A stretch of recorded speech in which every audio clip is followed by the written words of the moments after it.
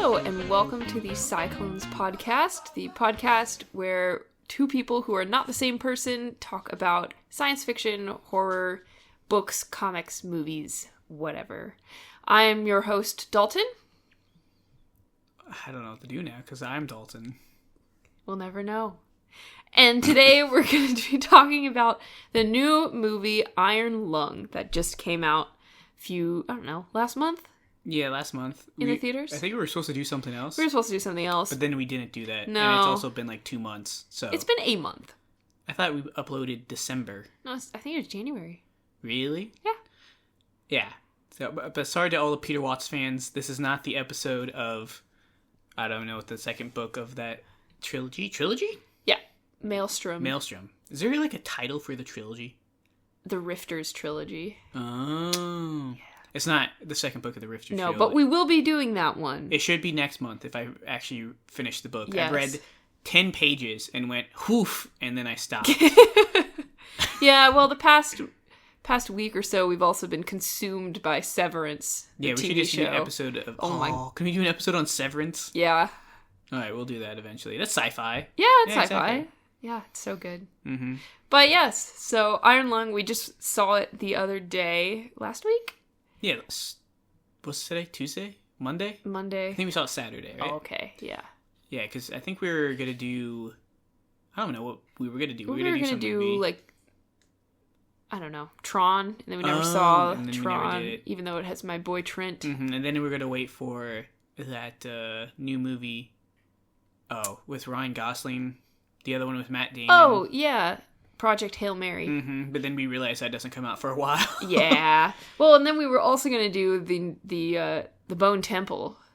Oh, yeah, but then 48 years, yeah. And then we realized it's been too long since we've seen it. And we just saw this one. So we're going to see it. Yeah, did we say the movie? Yeah. Did we? Yeah, Iron Lung. Iron Lung by Markiplier. By Markiplier. Mark buys pliers. Yeah, well, his name... Well, everyone knows who Markiplier... Do we have to do an extensive background on Markiplier? No, he's a YouTuber. He's a YouTuber. He's very famous. Making YouTube videos since like 2012, I think, which seems weird to me. That seems like he should have been earlier than that. Because I would even say he's like second wave YouTube. I don't know. I mean, that's like 2012. That's like Smosh and all those guys, right? I thought they were before that. 2006 is when YouTube came out. I thought they were like 2010. No, I get it all confused because I was in high school at that time. Oh. So who knows? I was watching Vice documentaries about general butt naked instead of that, so... What? Anyway, so we watched Iron Lung. I don't know, do we want to do any background? So Markiplier's not... Well, I mean, he's a director, I guess, but that's not what he's best known for. No, I think this is his first, this is his directorial debut. I think he's done he's done shorts on his YouTube channel. I think he's done other movies. He's been in some TV shows, but this is the first movie. I think this is the first movie that he's put in theaters. Mm-hmm. I think he's done other movies. I thought, really? Because I thought I watched an interview with him about Iron Lung the other day, and I think he said that he's directed other stuff, but I think this is his first theatrical release. It was kind of like a fluke. It seemed like that he was gonna have it in a couple theaters or something, and then people kept petitioning their local theaters to get more theaters to open it and stuff like that. Yeah. I guess we can just go to the movie. Yeah. I was going to go on a tangent. Yeah, we can get on the tangent later. But Iron Lung, if people don't know, it was originally a video game. Mm-hmm. Do you remember by who? Let me look it up. David Szymanski? Yeah, he made the Iron Lung game. Mm-hmm. Which, if you played the game, I've never played it. I watched Markiplier do his Let's Play of it. I guess 2 parts. I don't know if he's done more than 2 parts. And the game is literally the movie. The setup for where the scenes are, it looks exactly like the game. It's pretty cool. It's basically a live action game. I like the game.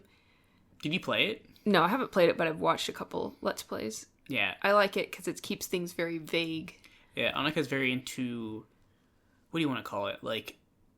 Almost horror, games, but YouTubers play them. But I can't play them. If I play them, I get too scared. Yeah, it's always the 20-minute games. It's the weird indie games. Yeah, that she loves those. So I feel like you would like the game Iron Lung.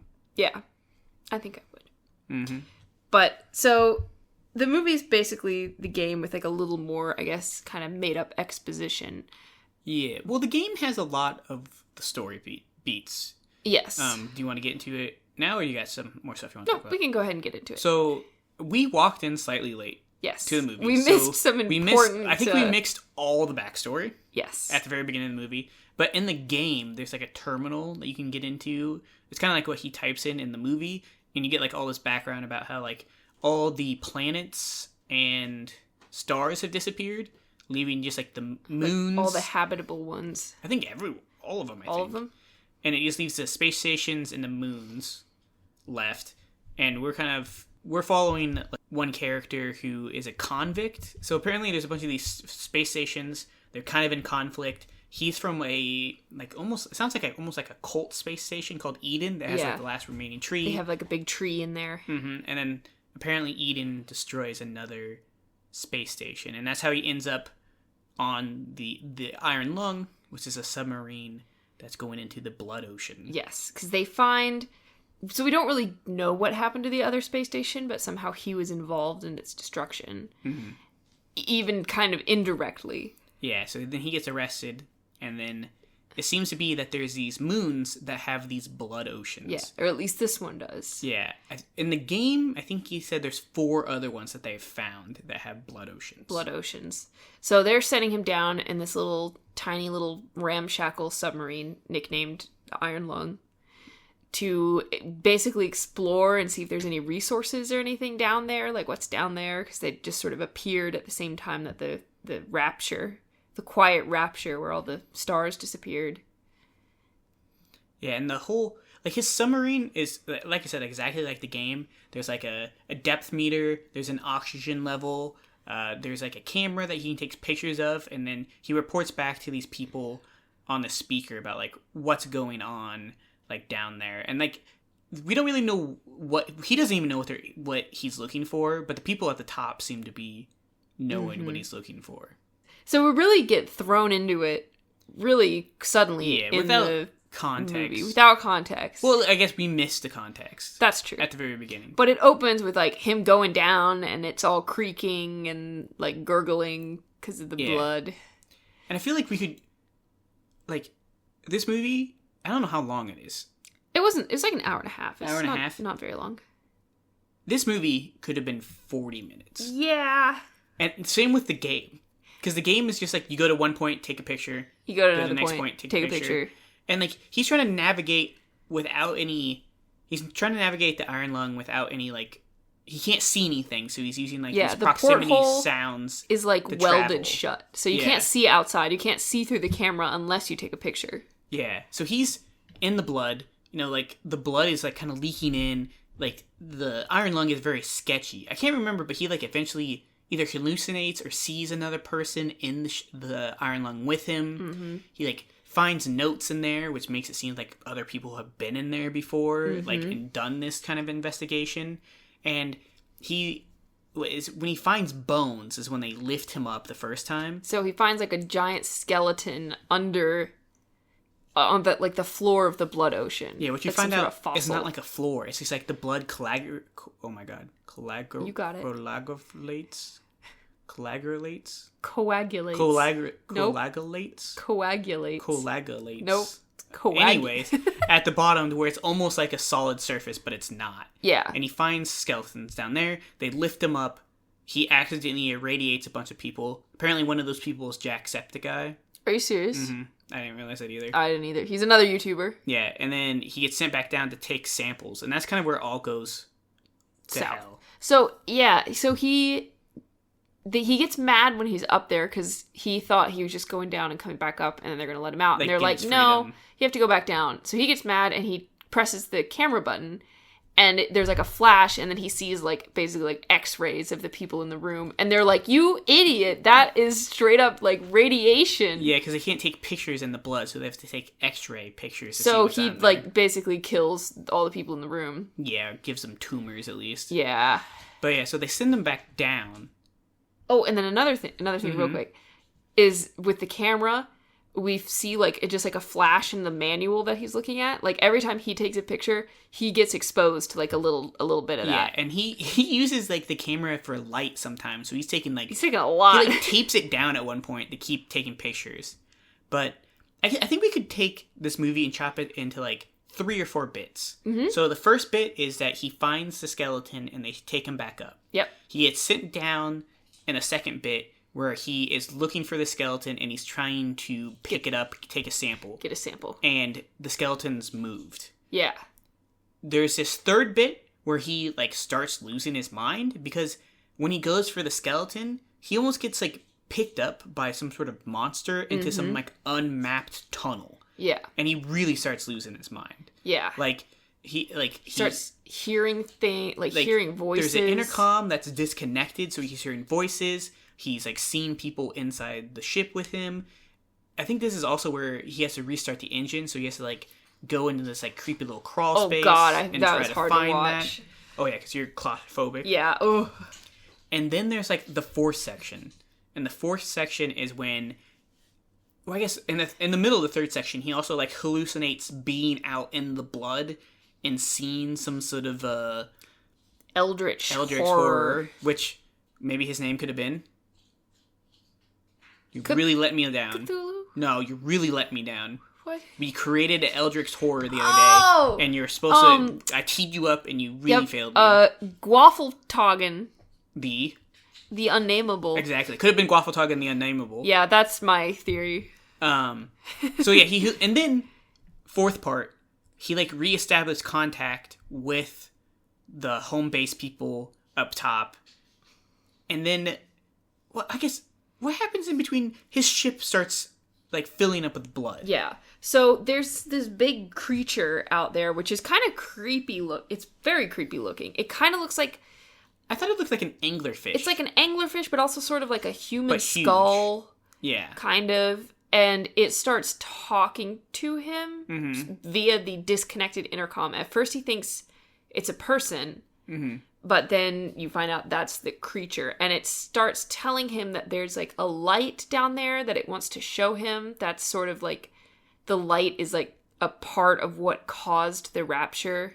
Yeah. It's very Lovecraftian. Yeah, actually. I think that's part of the third bit. Yeah. And the fourth bit, he reestablished contact, and then he realizes that one of the other things that he found was another ship. Yes. So they had been sending people down there for a while now, trying to investigate this.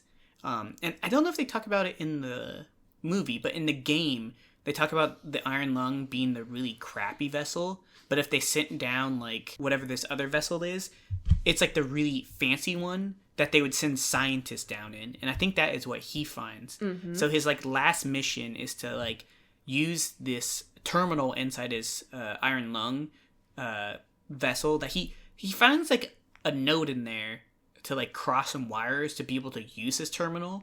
Like, presumably from a previous occupant who either got out, I guess? Or died, no, I think and they were able to salvage it. He died. To then, like, kind of, like, use his terminal to look at the black box of what happened to the scientific vessel. Because they really want that information. Yeah, to figure out what happened. And they said that, like, the information in the black box of that vessel could be helpful for humanity. They left it kind of vague, but it was, like, very important that they get that. Yeah. And then then his vessel completely fills with blood. Yeah, because the big monster thing is messing with him. Is attacking him. And then he dies. But he does manage to send up the data. Yeah. He ties it to a life vest with like a little light on it. And it floats up to the surface. And then you start to see like lights on it. So like they found it. I think the life jacket, it was weird with, like, the flashlight only works when water touches it. Is that what was happening? I never saw that before. Oh, really? Yeah. Yep. There's some that, like, they'll just start lighting up if they... That's why you had to spit on it. That's why I was like, I don't know if I've ever seen that before. But I was reading some theories, and some people said, which I think this is very interesting, that the creature that was, like, stalking him and talking to him stuff was the captain of the other vessel. Like, it got... The lady's voice? Yeah. Yeah. Because she got, like, mutated by whatever's down there. I think you heard, like... I think you heard, like, the lady's voice, and then you also heard, like, the monster's voice, too. Like, together. So for me, that actually made it really a lot creepier. Because it's a freaky-looking monster. And then to think that, like... Because it's, like... It, like, keeps telling him about this light, and how the light will, like... change him, and we have to, and like it's God. Yeah. And he starts to see it. Yeah, because he's like out in the blood, and he sees it. He sees this weird light, so that's sort of like whatever. Yeah. Maybe the cause of it all. Yeah, I think it's heavily implied that is all human blood. Yes. On these blood oceans, and that's where humanity went. Like, somehow they were all killed and drained of blood into these blood oceans. Mm-hmm. So I think that's why they're really trying to investigate it, because they want to know, like, what happened. Like, what did that? And, like, it didn't, like, affect just, like, humans in general. It affected, like, planets and stars instead. Yeah, like, they just disappeared. Yeah. So I think this has only been going 16 minutes that we know of. This podcast right now. Mm-hmm. We've talked about the whole plot. Yeah. It's a lot of him turning a dial, and then he runs and gets a picture, and then he runs back. The game. And then he turns a dial. And then, yeah. Yeah. Like, I think we talked about this today a little bit, that it is, if this was like a YouTube, like, video, like a short movie on YouTube or something like that, it would be good. But in competition with, like, a feature-length film, it was not very good. Yeah. Like, the sound, I think the idea is that it's supposed to be hard to hear what's going on, but you really can't understand anyone on the speakers. Yeah, there is a lot of stuff that I was like, there's important information, but I cannot understand what they're saying. And I looked it up, too, because I was like, we're, like, in a smaller town, so I didn't know, like, maybe the theater just has poor speakers and, like, other places could hear it better, but I was seeing, like, across the board, people were saying that it was hard to hear what was going on. Yeah. And I think Markiplier was a good actor in this. Yeah, I thought he was basically the only actor. Yeah. Like, there was some voice acting, but he was the guy. Yeah. I think he did a good job. I think he did a good job, but I also think, I heard someone talk about it where it's like, he did a good job, but I wonder how it would have been if it was, like, someone who is an actor. Yeah. You know what I'm trying to say? Yeah, Like, what more could they have given the role to kind of make up for kind of the poor pacing? Right. Because it's very interesting in the beginning. He gets pulled up, and then the part where he's, like, hallucinating, it just goes on for way too long. It does. Like, you can't hear what the monster or the voice is saying. Nothing is really making any sense. So I feel like that third part could be shorter, and then, like, maybe the climax could be a little bit longer. Mm-hmm. But, like, the pacing was really bad. Yeah. It got pretty boring. It was very repetitive. It was, which is, like, what the game is. Because, yeah. That's what the game was. It was and I get, like, it's supposed to be, like, we're supposed to be disoriented because he is. Like, he doesn't know what's going on, and he's losing his mind. And radiation poisoned. And yeah, because I thought in the middle, like, maybe he wasn't actually there wasn't a monster. Mm-hmm. I thought maybe he was, like, hallucinating because of the radiation exposure. Yeah. So I thought maybe that was leading to it, but then, like, he gets, like, moved away by the monster, and then, well, even, like, his hallucination where he thinks he's out in the blood could have been, like, from the radiation exposure. Right. Because he was constantly taping down. Because at one point the sub loses power, and so the only light source he had was to keep getting the camera. Yeah. Which did it say that he gets radiation too, or just people on the outside? I think it said, like, he gets exposed, because it said, like, use at your own risk. Yeah. So, and he was doing a lot of photos. Yeah. So I thought that would be a cool twist too, where it's like, we don't know which part of it is this radiation sickness or which part is the monster. Mm-hmm. But it seemed like it was mostly the monster. Yeah. And then we didn't. Oh, go ahead. No, go ahead. I was going to say, we didn't even talk about at the end. It goes full on body horror. Like, he starts, like, oh yeah, I totally forgot about that. Yeah, like the blood is coming into the sub because it's damaged, and, like, he starts getting all these freaky, like, I'd almost say it was, like, almost like capillaries or even, like, veins that are attaching to him from the blood. Yeah, where, like, he gets like stuck to it, and, like, he ends up ripping his arm off. Yeah, trying to get off of it, and he's got all these, like, blisters all over his face and stuff. Like, it's almost like he's dissolving into the blood to create more blood. Yeah, and, like, maybe that's what happened to the captain of the other ship. Yeah. Also, if you get woozy with blood, don't watch this movie. Oh, yeah. You'll die. Apparently, they broke a Guinness World Record for the most amount of fake blood used in a movie. Well, yeah, because like they had to fill a whole submarine, the whole outside. Yeah, and it blood. looked actually like blood. Because it's so viscous. It was like a lot of times in movies, it's like either too wet or too bright. Yeah, this was really good, dark, like and irony blood, sticky. The iron lung. When I first heard about this movie coming out, I was like, "Is this about polio?" I was like, "Oh, this movie's all about polio." Whatever you want to do, Markiplier, I guess. Yeah. But I mean, if you think about it, like iron lungs, like claustrophobia, helplessness, that kind of a thing, like. Yeah, that's true. Yeah. I didn't even think about that. Mm-hmm. But, I mean, I feel like we've talked everything about this movie. Yeah. It's okay. I read another theory mm-hmm. that, now this is all from Reddit, so take it as you will. Are you telling me people go on the internet to tell lies? What? No one would do that. You gotta insert that clip from Arthur. What? You know what he says it? Where Buster says it? Is that where I'm taking it yes! from? I honestly can't remember. Like, you gotta put that clip in there. This is how my brain works. I hear something 10 years ago, and then I repeat it so much that I think I made it up. ADHD. I didn't like that. Let's not do that no more. So yeah, Buster, the bunny. Yeah, the rabbit. He says it. He says, "You think people will go on the internet and tell lies?" That's fair. So, but so there's a thing where he's back to the movie. Markiplier has this like little pendant that has a tree seed in it. Oh, I couldn't honestly could never see what it was. I thought it's a little tree, like a little. Tree I felt like seed. a tree in the pendant, but I didn't know what it was. Yeah. So at the end, there's like a 3-second clip of you see the creature chewing up the sub, and then it's sort of like the creature sort of like gets messed up, like it explodes kind of. And I thought it was just because the sub was like imploding as it bit it, but there's a theory that like if you slow it down, there's like tree roots that like grow out of it into the creature. So it's like. I don't know. Something like happened with the... Yeah, the tree was like started growing. Yeah. Was he turning into a tree man? Is that maybe that's happening? What it was? The like blood Harold was like mutating. From Fallout 3? Oh, that's sad. Do you know about that? I do. Oh. Yeah, it's sad. It's very sad. He's like stuck in there. Yeah. Yeah. Maybe. Apparently, because I think, did I say at the beginning that Eden is like the only place that has a tree or has trees left? The only he like, says it's like the last tree there. I guess we didn't talk about it. There's some flashbacks to when he's like a child. Oh yeah, there's a little baby. No, well, he's not a baby. He's like a child. He's like 7. Which is the flashbacks. Maybe there was something in the very beginning that we missed that gave more context to that. But I didn't think the flashbacks were that needed. No, I was just confused.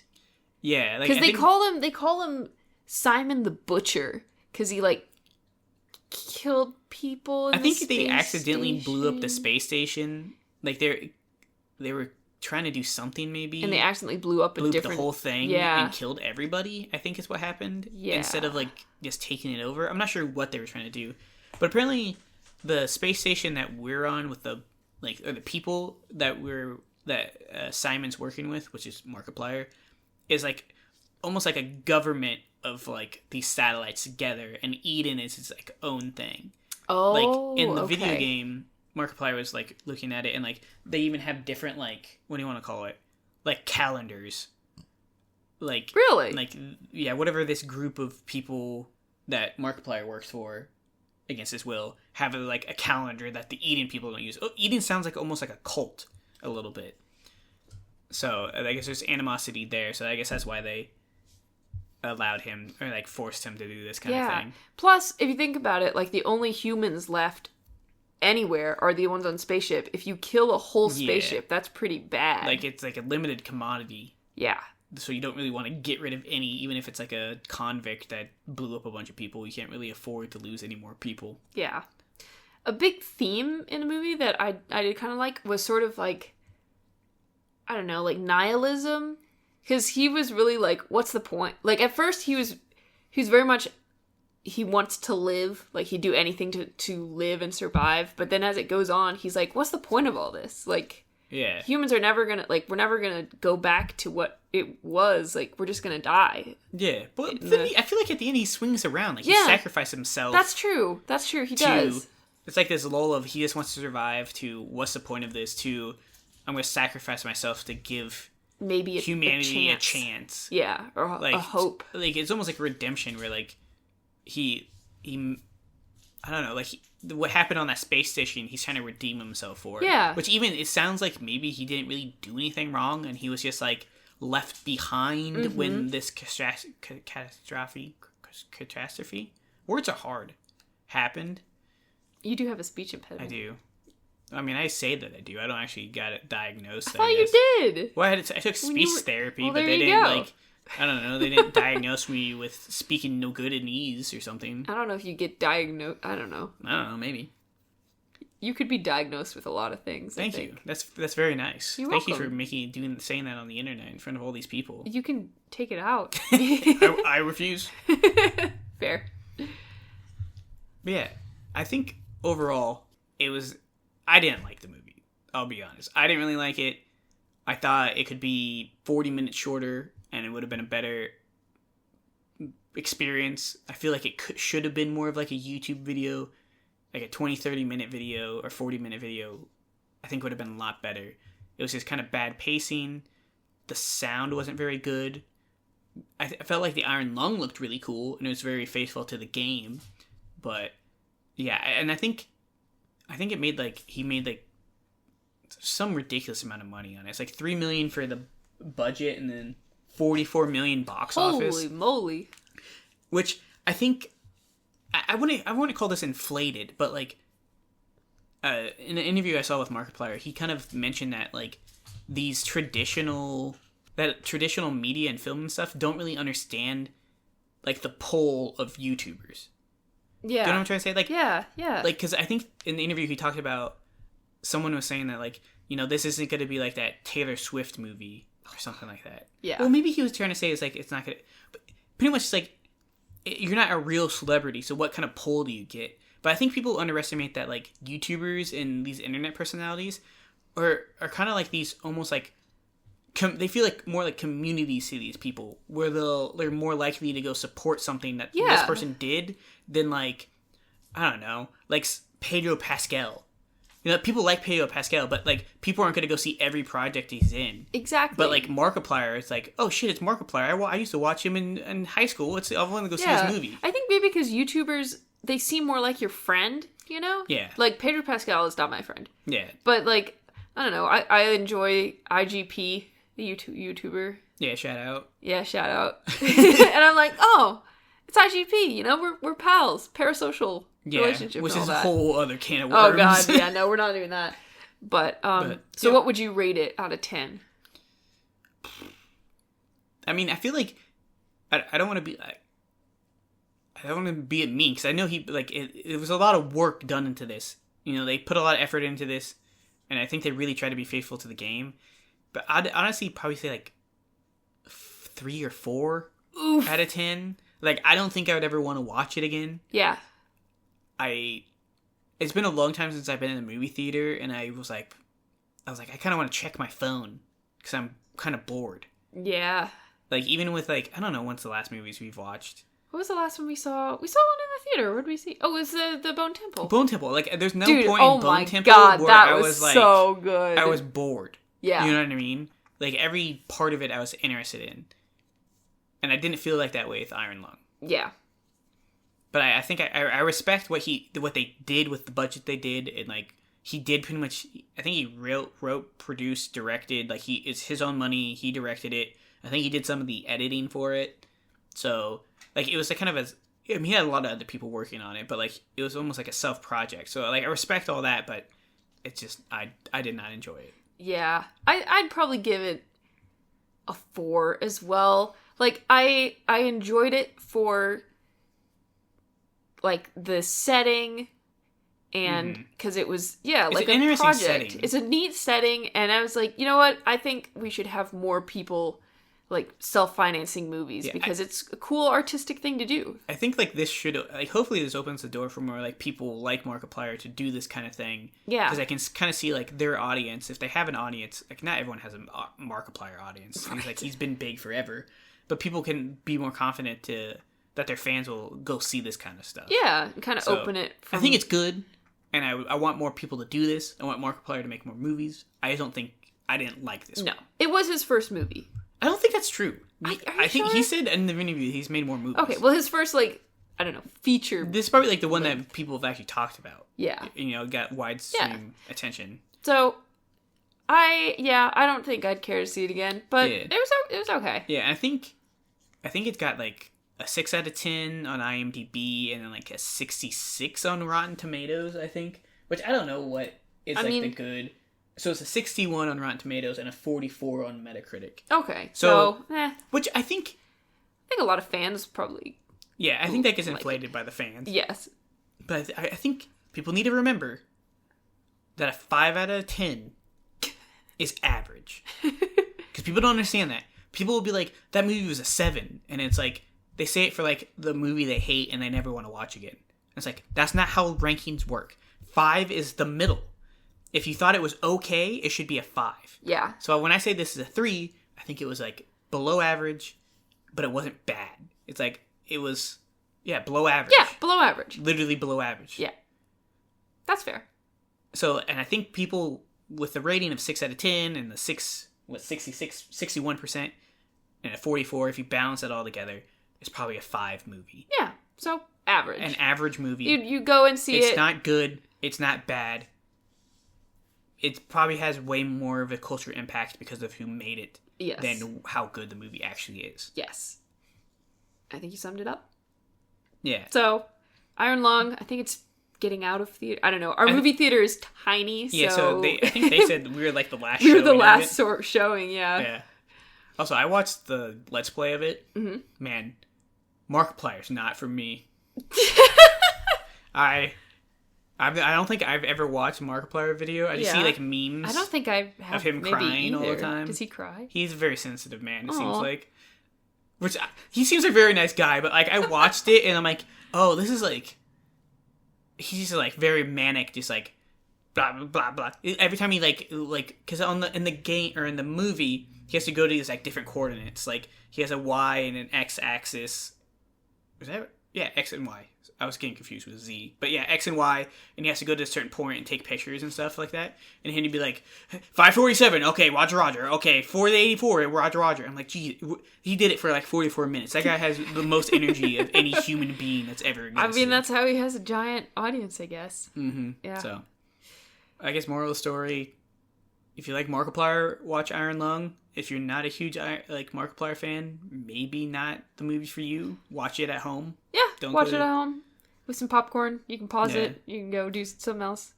Yeah, I just got mad because when we went to the movie theater, I got popcorn. Yeah. And I'm not picky. I'll eat. I love gas station food. Gas station food is one of my favorite food groups. If I was, who's the guy who's a brainworms? RFK. If I was at RFK, the biggest thing of the food triangle pyramid, gas station food, would be gas station food. This movie theater somehow had cold, unsalted popcorn that I asked for butter, and I'm like, I can't taste the butter. I don't know if he just like... I saw him pumping butter. I didn't taste butter. I didn't taste salt. It was cold. To be fair... Furious. Hey, to be fair, we were there on like a Wednesday night or something. And it was the last showing there. But like... So... Come on. When you get a corn dog, they have a big heat lamp on it. God, like it's a bearded dogs. dragon. All right? To keep it warm. They couldn't do that for my popcorn?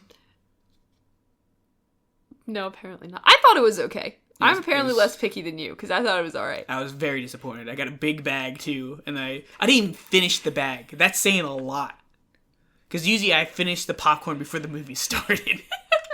That's fair. It was not the best popcorn, but the snacks were okay. Yeah. I got peanut butter M&Ms. Hell yeah. And I ate them all. They're Hell pretty yeah. good. Alright, next time I'll finish that Peter Watts book. Yes. I think that's what we're going to do next. I think so. Next one, Maelstrom by Peter Watts, per popular demand. Oh god, yeah. I love that book. I'm scared, though. Why? Because I feel like if I don't like this book and I express You're going to get torn apart. They're going to find where we live. Peter Watts can't get me. He's not allowed in the country. No, he's not allowed. I'm safe from him, Safe. at least. Not his fans, though. No, that's true. But I'm excited to talk about that, especially with like all the AI stuff in that book. It's kind of becoming relevant. Even when we read that book the first time, that wasn't as big of a thing. Dude, I know. Which is crazy, because I don't know when that was. He wrote that, it was like 2000. 2004 even when we or something. read Oh, it. yeah. It like AI wasn't talked about this much, I don't think. God, yeah. Give us another 6 months and we're going to be podcasting from our bunker. Mm-hmm. Do we have a bunker? I'll show you the bunker afterwards. I don't like how you said that. It's all right. You haven't seen Pulp Fiction, have you? I think that's how we end it. Or do you want to say bye? No. Yeah, I'll say bye. All right, well, thanks again for tuning in. Next week, Maelstrom. Not next No, week. not next week. Next sorry. month. Yes. You got to give me some time. Next month, Maelstrom by Peter Watts. And, yeah, do you have any final remarks?